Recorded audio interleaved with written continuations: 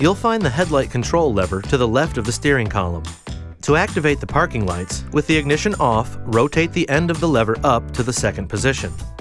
With the ignition on, rotate the end of the lever to the third position for low beam headlights.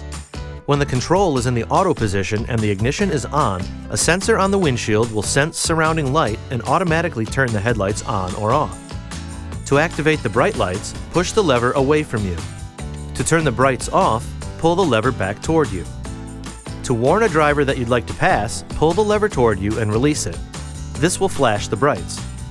And of course, move the lever up for the right turn signal and down for the left. If equipped, you can activate the fog lights when the ignition is on and the headlights or parking lights are on, or when the control is in the auto position. Just rotate the center of the headlight lever up to turn the fog lights on, or down to turn them off. This video is not intended to take the place of your owner's manual.